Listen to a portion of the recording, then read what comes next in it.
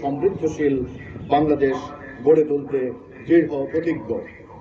আমি আশা করি তোমরা তোমাদের সামনের দিনগুলিতে নিশ্চয়ই এমন জনবান্ধব পুলিশিংয়ের উজ্জ্বল উদাহরণ তৈরি করবে।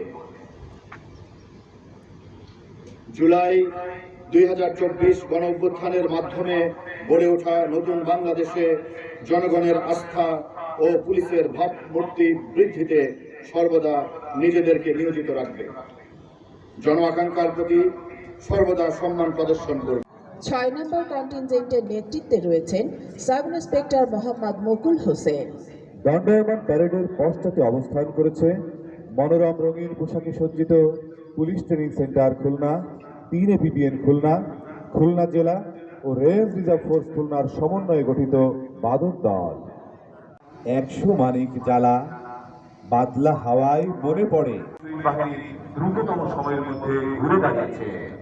এই নতুন দিনের পথ চলায় তোমরা যারা আজ প্রশিক্ষণ সমাপ্ত করে বাংলাদেশ পুলিশে অন্তর্ভুক্ত হচ্ছ, যথাযথ ও দ্রুত সেবা প্রদানের মাধ্যমে জনবান্ধব প্রতিষ্ঠান হিসাবে তোমরাই বাংলাদেশ পুলিশকে বিশ্বায়নের উপযোগিতায় নিয়ে যাবে। তোমাদের মেধা মাননে বিস্তৃত হবে সেবার পরিধি এবং আধুনিক চিন্তা চেতনা।